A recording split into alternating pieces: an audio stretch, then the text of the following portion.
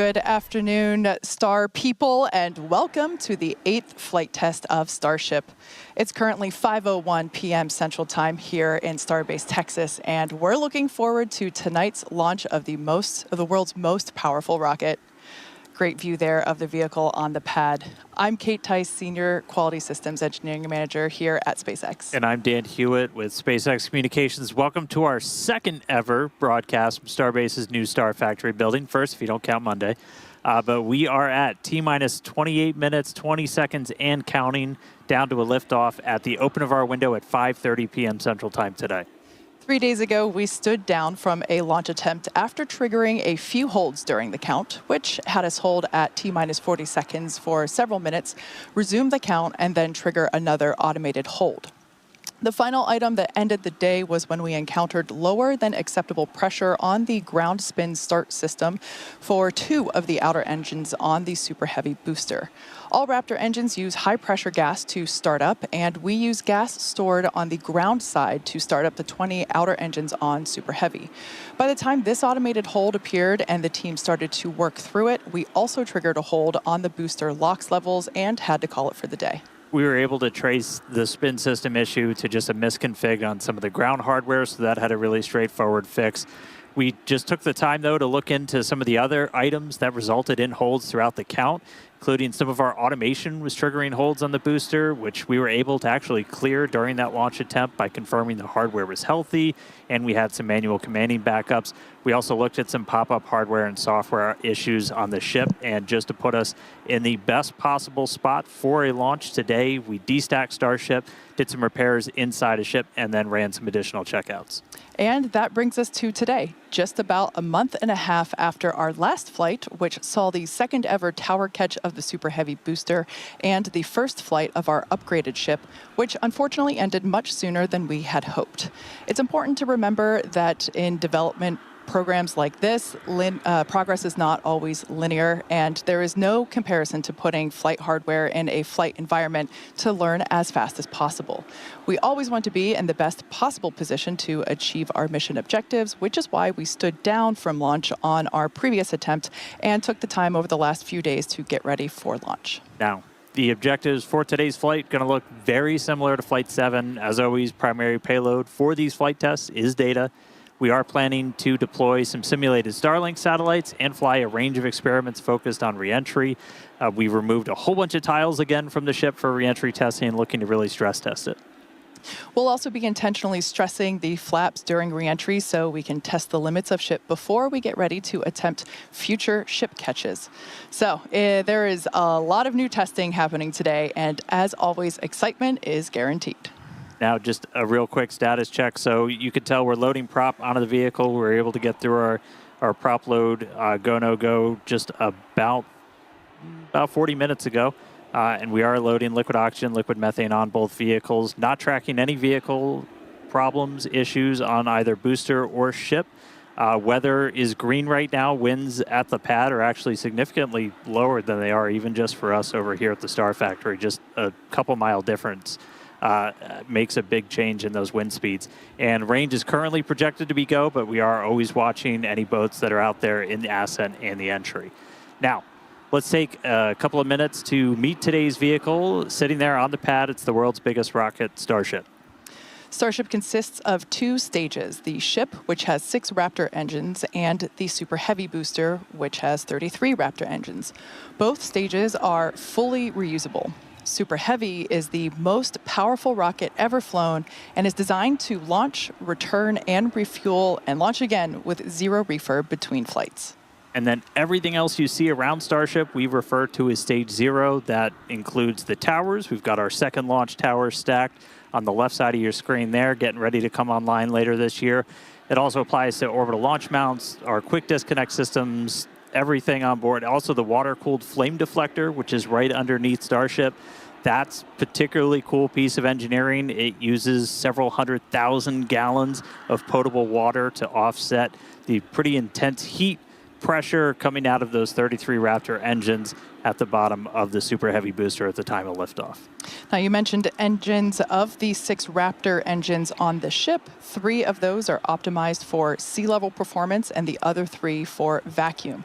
Raptor Vacuum, or RVAC, well, those have a larger exhaust section and expansion nozzle to maximize efficiency in space, as there's no atmosphere up there. The ship as a whole is designed for vertical takeoff and landing on any hard surface. The ship itself has 4 flaps that are used to control its attitude and enable precision landing during subsonic flight.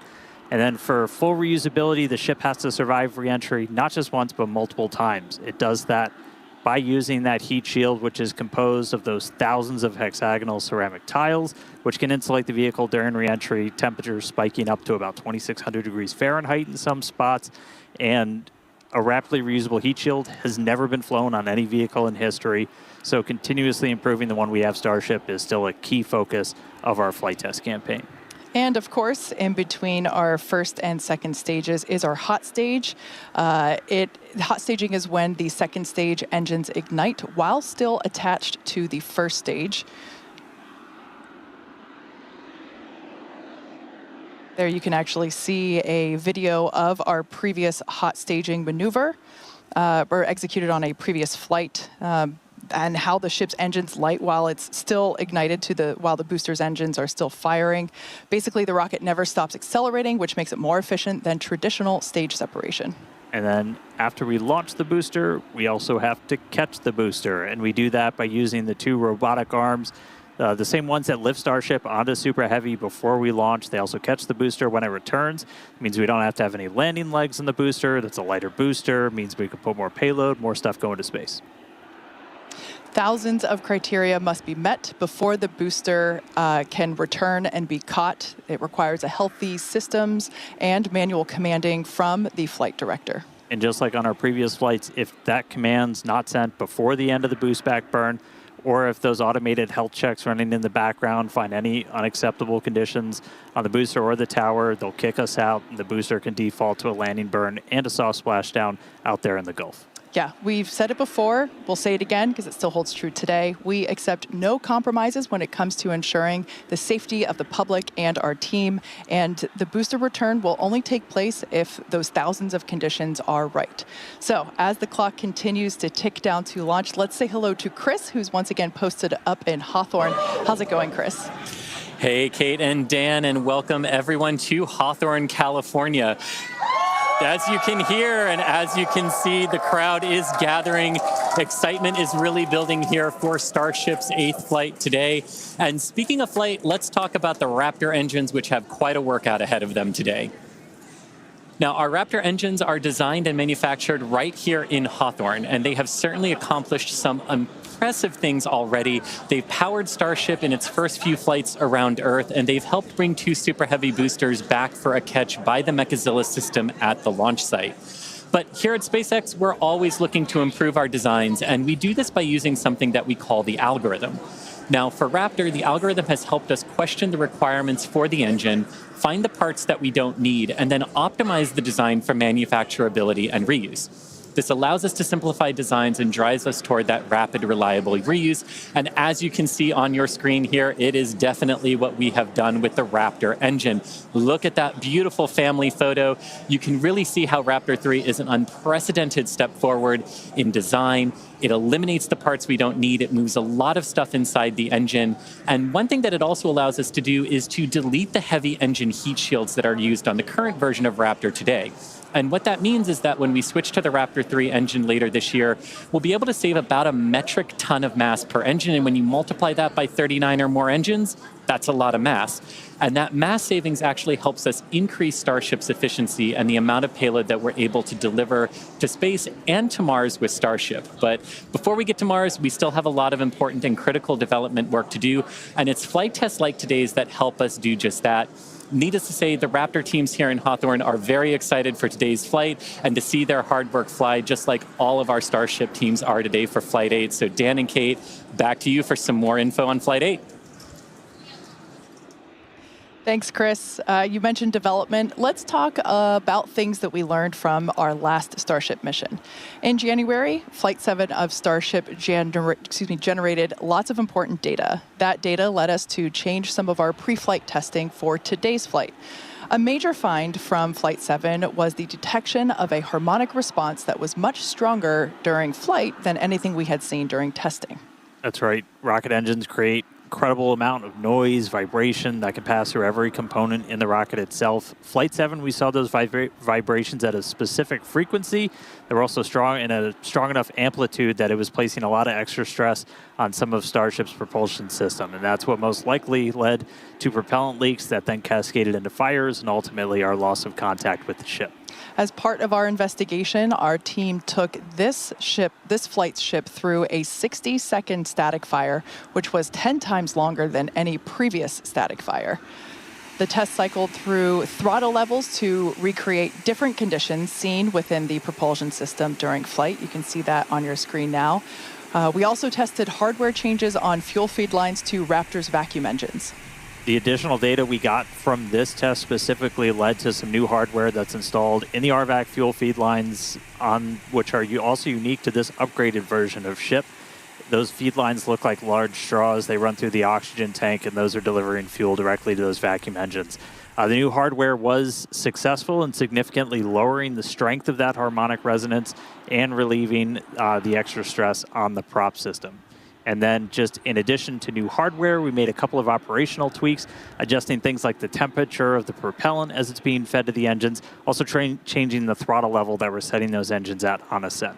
We also looked at where fires broke out in the attic, which is the unpressurized space between the bottom of the ship's liquid oxygen tank and the engine heat shields. Fires here resulted in loss of ship on flights 2 and 7, so we took steps to make it more resilient to leaks. We added a hefty purge system that uses gaseous nitrogen. Similar to the carbon dioxide system on the booster, it floods the zone with an inert gas to help prevent a fire. Yeah, we also increased the attic's just natural fire defense. We added some more vent holes that helps to keep that attic pressure close to vacuum. As Starship flies into space, makes it harder for a fire to ever exist. And then on the next generation ship, we're going to do the best thing possible and just start deleting some parts. Yeah, the best part is no part. The next generation of ship is going to use Raptor 3 engines, which are going to reduce that attic volume, and they're also going to eliminate most of the joints on the engines themselves that can leak into the space. In the end, these changes represent the core of our test program. We fly hardware in a real-world environment, learn from the data, make updates, and fly again.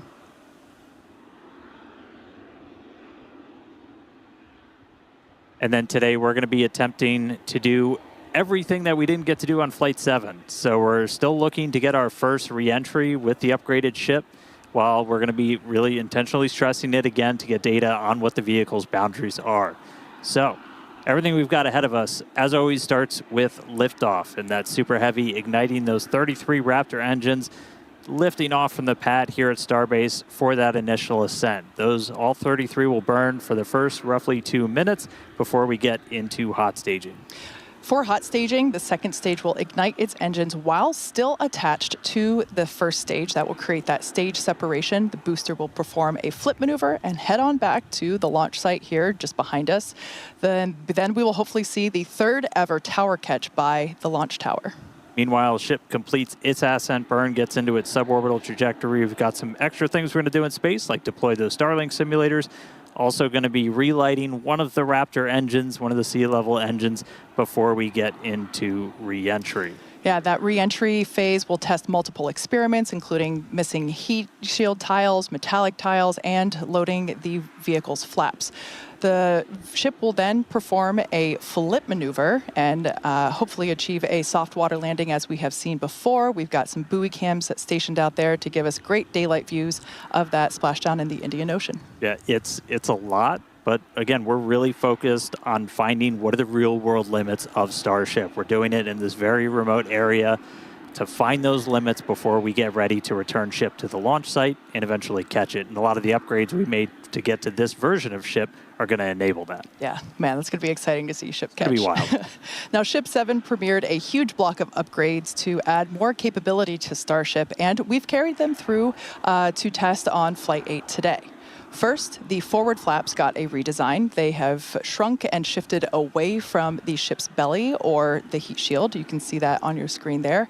This new position will reduce their exposure to heating during re-entry. We've also extended the length of Starship, and we've done this by 2 meters. This additional height gives us about 25% more propellant volume, which will aid in future longer duration missions. We also implemented propulsion upgrades, such as new fuel feed line system for the Raptor vacuum engines, as well as vacuum jacketing of feed lines and an improved propulsion avionics module.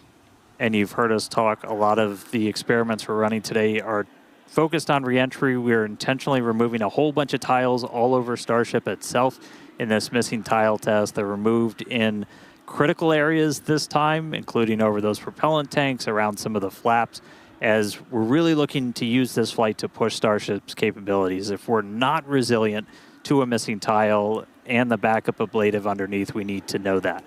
We also test a couple of different tiles on Starship, some metallic ones, one of which has some active cooling built into it.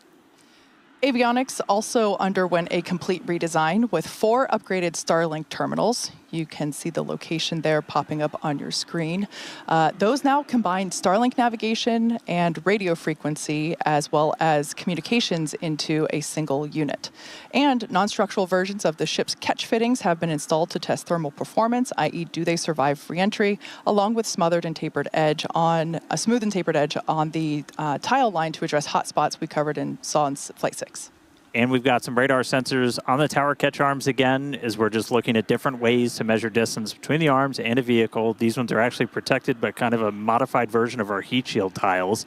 Catching the ship's going to be a little different from catching a booster. One of the key things is it's going to do that flip right before its landing burn that rapidly reorients your antennas, which you're using for navigation. So those extra sensors on the ground side help just add more layers of control as ship and tower talk together for the catch.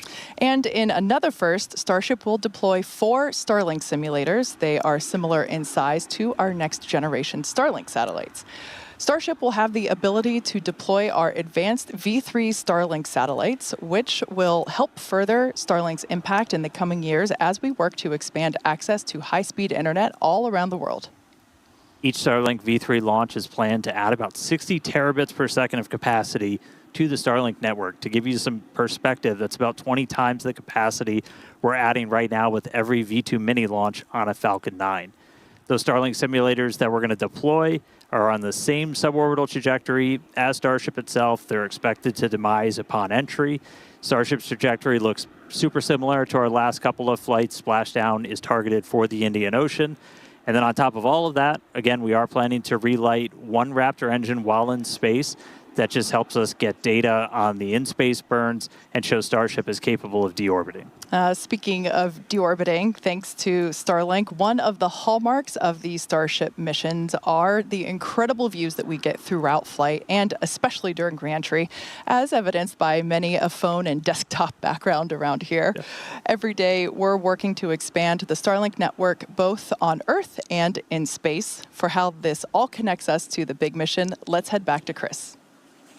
Thanks, Kate. Personally, I love all those epic views of the plasma wrapping around Starship during re-entry. Can't wait to see that later today. And fans of Starship may know that Starlink enables us to bring you lots of unprecedented views, both from space and here on Earth. Starlink is the world's largest satellite constellation operating in low Earth orbit today to deliver high-speed, low-latency broadband internet and connectivity, specifically for missions like Starship today. And as you can see on your screen, Starlink brings us many other views because of its capabilities. In addition to the dozens of cameras on Starship itself, we have mobile camera kits with Starlink deployed in the Indian Ocean, which is what you're seeing some footage of right now on your screen from a previous mission. You'll notice the Starlink mini dish in the foreground here as Starship lands in the background. Just what an image that captured from an earlier flight. Now, Starlink also connects our aerial and cinematography units on the ground at Starbase, which will help us deliver the incredible drone shots leading up to launch today. And here on your screen, you can actually see us moving the flaps, preparing Starship for flight, making sure all of the aero surfaces that need to move during flight can do so in the way that we need them to. Now, on Starship itself, Starlink will enable Starship today to stream more than 120 megabits per second of real-time, high-definition video and telemetry in every phase of flight, including views like you're seeing right now of those flaps moving. This not only helps provide those views, but it also helps give our engineers an incredible amount of data to help us rapidly and iterate across all parts of the system as we move through our development program. And all of the streaming data today will definitely be put to good use with the more than 30 cameras on the vehicle for flight. But providing epic views is sort of a side quest for Starlink. Its main job is obviously to provide internet access for people around the world, many of whom who have never had connectivity before. Now, today, Starlink serves more than 125 countries, territories, and other markets with over 5 million active customers and counting. And there are just so many inspiring ways that people are using Starlink all around the world and in space. And hopefully today, in a few minutes, everyone will get to see more inspiration about what our future in space looks like. And Dan and Kate, how are we looking for Starship's flight today? Thanks, Chris. We are looking forward to those views as well. In fact, we're getting ready to launch Starship in just over 8 minutes. Now, as for a couple status updates, working no major issues on the vehicle. Range is emerald green, you could say. Everything looks great in terms of the sea and airspace here in the Gulf of America, as well as in the Indian Ocean. Of course, we want to make sure both areas are clear as the ship will be splashing down in the Indian Ocean while the boosters can be coming back to us at the launch site just a couple miles behind Dan and I. Weather, you could call it a silver lining that we had to delay from Monday because holy moly, visibility is 1,000 times better today and it's going to make for some really great views. Now leading up to today, we did stack the vehicle later last night. Flight controllers reported to their consoles earlier today. The site was cleared and the range team was deployed. That's right. And a lot of checkouts have happened just throughout the day, aligning our guidance, navigation, control, getting all the tanks ready for prop load, which has about 4 minutes left to go. You can see us almost topping out on ship, getting ready to top out on booster. And then it also includes getting all the ground support systems checked out, ready to go. Chopsticks were demated, did their wiggle test in advance of their upcoming catch opportunity. So as I just said, prop load's ongoing. We've got a little over about 4 minutes left until, or about 4 minutes. What's 7 minus 4? 4 minutes until we get to closeouts on ship and on booster. We did just hear that the range did pull again green. So we're not tracking any issues right now. Bottom line, things are looking great for launch at the top of our window at 5:30 p.m. Central Time. Yeah, very exciting. Now, once again, we are attempting to catch the booster at the launch tower. If that happens today, it will be the third ever booster catch. This is an aspect that I really enjoy, and it's how the vehicle announces that it is back. It lets you know. Oh, yeah. This comes in an audible sonic boom in the area around the return location, which occur when the booster slows down from traveling at supersonic speeds. Similar sonic booms were heard during the return and landing of NASA's space shuttle. Yes, sonic booms are unique to vehicles returning from space. They're kind of a hallmark of reusable systems like our Falcon 9 rocket and Falcon Heavy. General impact to those in the surrounding area is that brief thunder-like noise. I've been fortunate enough to be here for all of them so far. They definitely let you know the vehicle's coming. Here's a little bit about what it's like to experience it.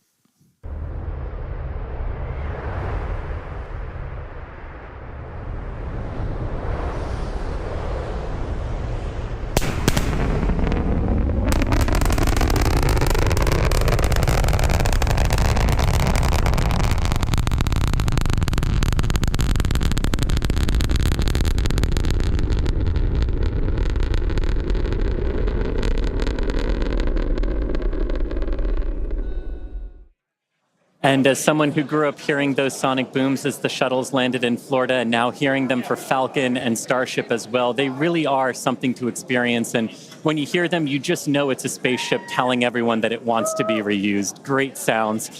So as you can hear, the room is getting excited here in Hawthorne. The crowd eager to see Starship fly, as you can see and hear. Now, behind me in our flight control room here in Hawthorne, you can see some of our folks on console.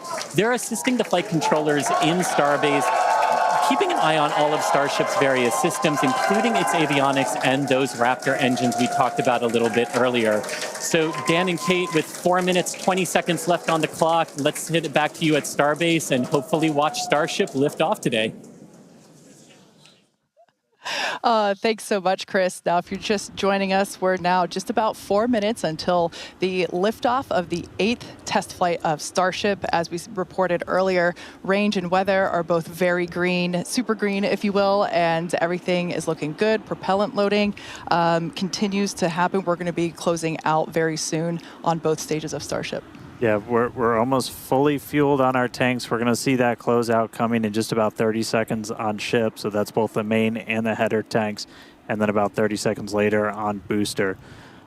Once prop load is complete, we got just shy of 1 million pounds of liquid propellant. That's liquid oxygen, liquid methane onto both vehicles. All of our ground systems will do what's called pushbacks. They'll clear all those feed lines.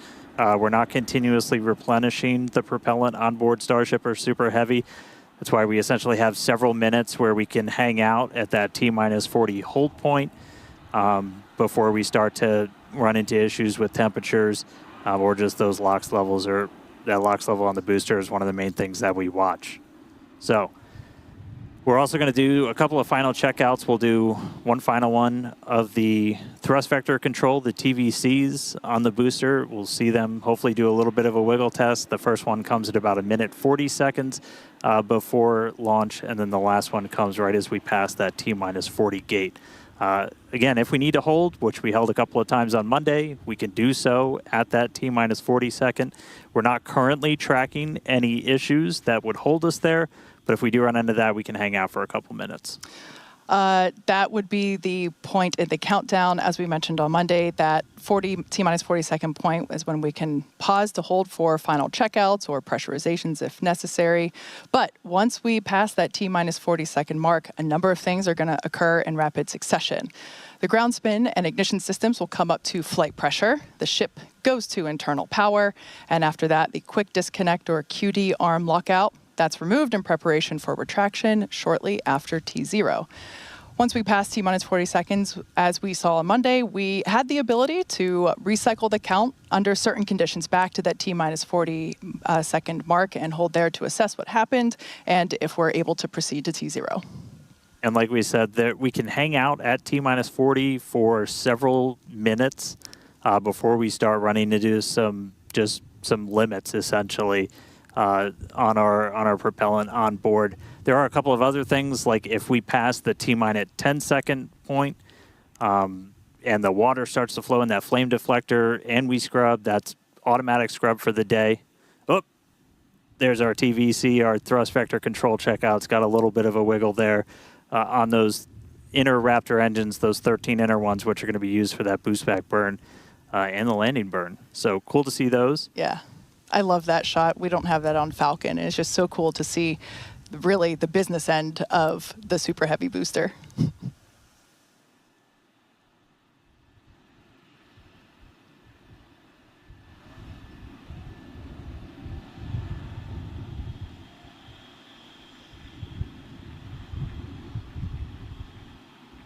Ten seconds away from that T-minus 40 hold. We'll see.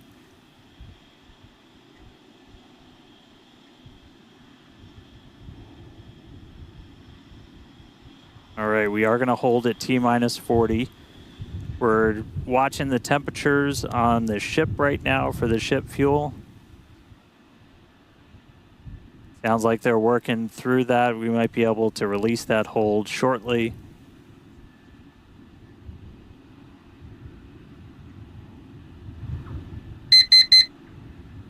All right, sounds like we're going to be able to reset those holds, not tracking any other holds. And clock is rolling. And the clock is rolling once again. We're now T-minus 30 seconds till the liftoff of the 8th flight of Starship. Our flight director, Joe Schleicher, today is go for launch. Let's listen in as he takes us through the final seconds of the count.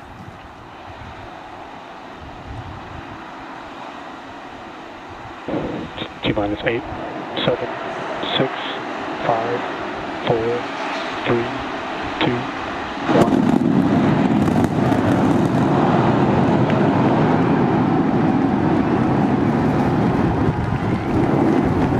We got liftoff.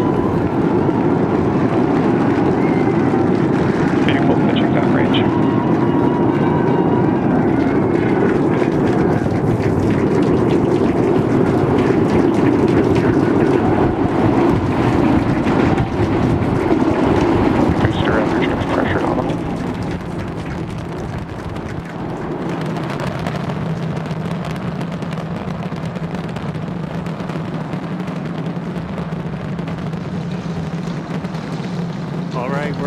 Little over 40 seconds into the flight. We are seeing 33 out of 33 Raptor engines ignited. Boosters pushing us downrange over the Gulf. Next milestone coming up in just under 10 seconds is going to be max Q, that max aerodynamic pressure.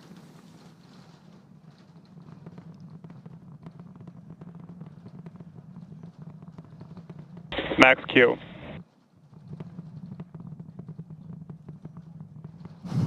All right, so we're through max Q. That's the heaviest stresses it's kind of seeing on the way up. Wow, that was pretty incredible.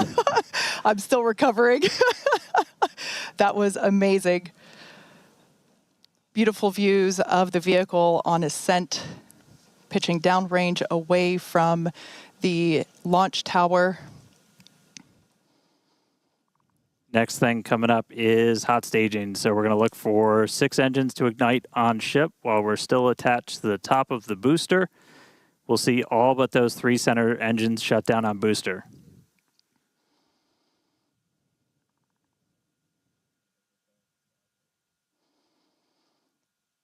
We're hearing the initial call that we are go for booster catch back here at the launch tower.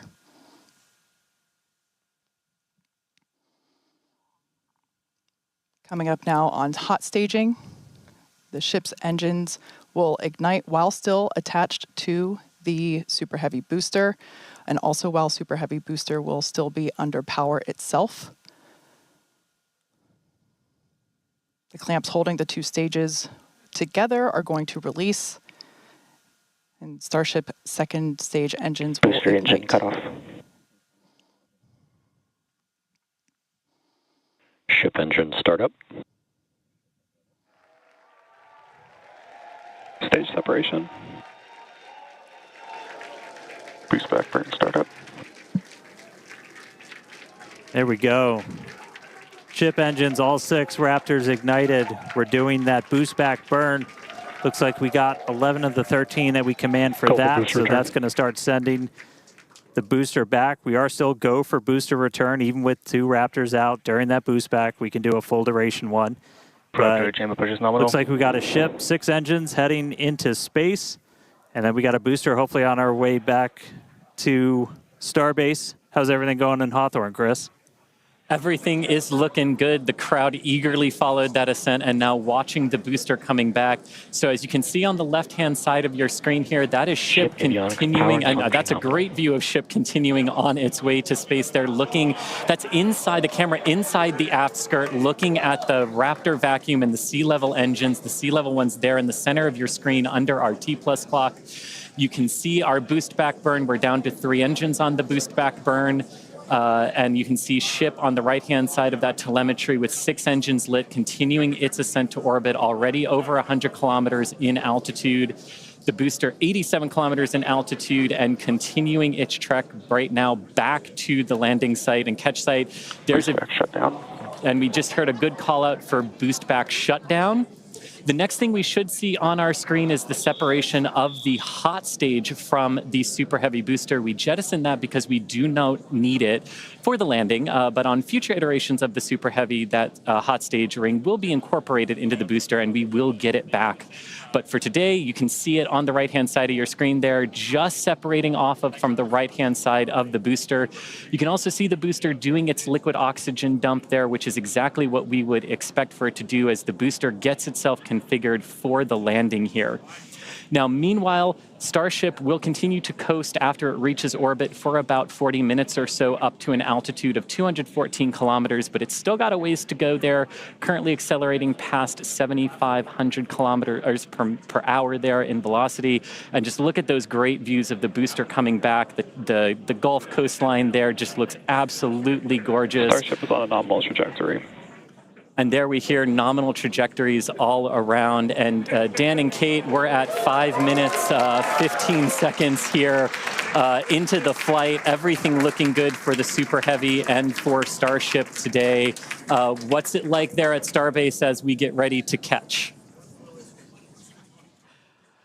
It was incredible, Chris, to be able to see the mock diamonds with my own eyes. That was amazing.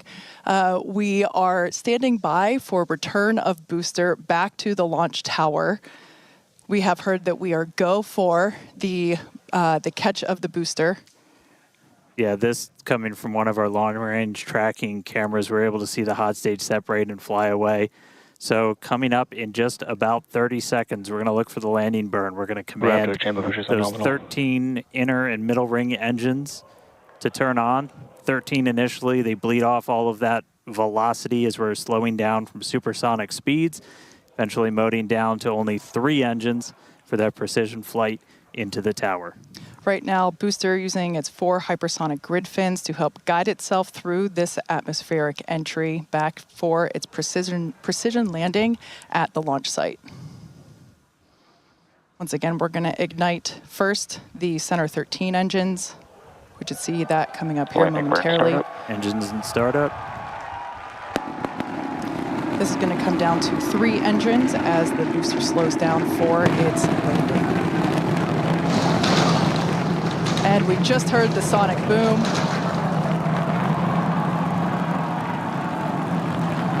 What an incredible sight to see the Super Heavy booster gliding down into the chopstick arms once again.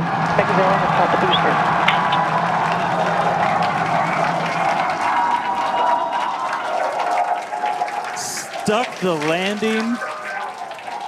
Wow. That will never get old. All right. We saw 12 out of 13 light for that landing burn. Booster still able to make its way with that final precision burn on the 3 engines in for the tower catch. So booster caught. Meanwhile, keeping an eye on ship. Still got 6 Raptors burning. Those are going to continue for about another minute until we'll get to the Starship engine cutoff. Really cool view.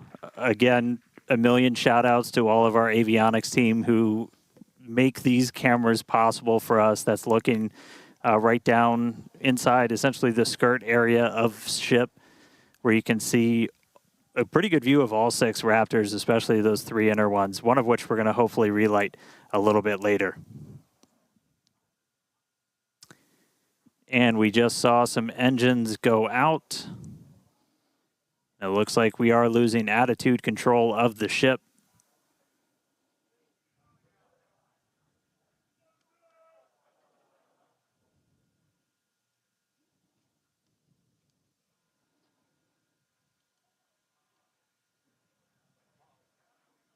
Ship FTS is saved. So we're still getting video down from the ship. You can see we've lost several engines and we've lost attitude control of the vehicle.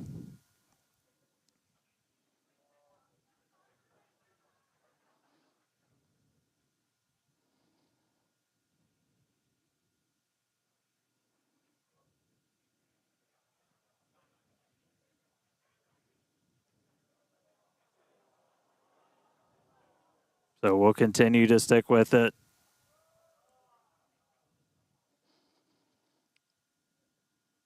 For those of you that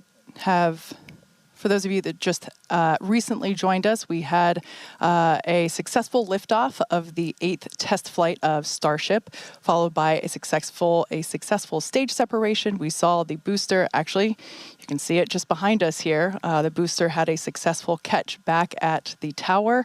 Unfortunately, it seems as though we lost the attitude control of the ship. We are standing by as we listen in with the teams on the nets to understand what information we're able to provide you. We will provide that as soon as we are able, but it's pretty incredible to take a moment and see the booster just behind us. Certainly a different view than last time. And at this point, we've essentially lost contact with the ship. We're no longer receiving telemetry at this moment. So we were only about 20 seconds away or so from the end of that ship ascent burn. We saw several of the engines start to cut out. Once you lose enough of those center engines, you're going to lose attitude control. And so we did see the ship start to go into a spin. And at this point, we have lost contact with the ship. So we're going to listen in for a little bit. I think it's pretty obvious we're not going to continue the rest of the mission today, but just give us a couple more minutes. We'll bring you more information as it comes in.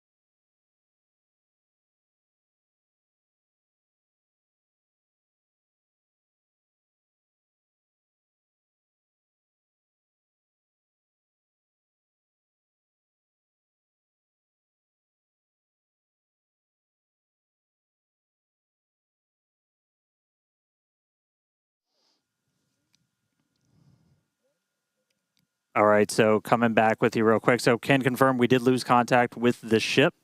Unfortunately, this happened last time too, so we've got some practice at this now. We've got a lot of measures in place, like debris response areas where we coordinate very closely with air traffic control.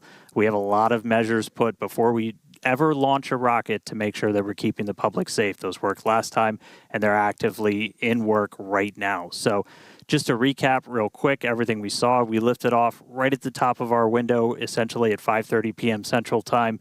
Booster was able to get us all the way up into space, made its way back here. It's sitting on the tower right behind us, our third ever catch. Starship ignited all 6 of its Raptor engines. It was just about 20 or 30 seconds away. We'll get exact times from the end of its ascent burn when we started to see some engines go out on ship, eventually lost attitude control, and then lost contact with the ship shortly after. So obviously a lot to go through, a lot to dig through. We're going to go right at it. The primary reason we do these flight tests is to learn. We have some more to learn about this vehicle, but we're going to be right back here in the not too distant future, and we're going to get a ship to space. Yeah, you're absolutely right. We fly to learn, and we're learning a lot. And as is the case with developmental programs such as the Starship program, progress isn't always linear. So at this point, we're going to close out our webcast for the day. But before we do, we'd like to give a shout out to our viewers, of course, as well as our partners, both here in Cameron County and around the world. Now, once we know more about the mission today, we'll provide you with updates on SpaceX.com as well as at SpaceX on X. As always, thanks for watching, and we'll see you next time.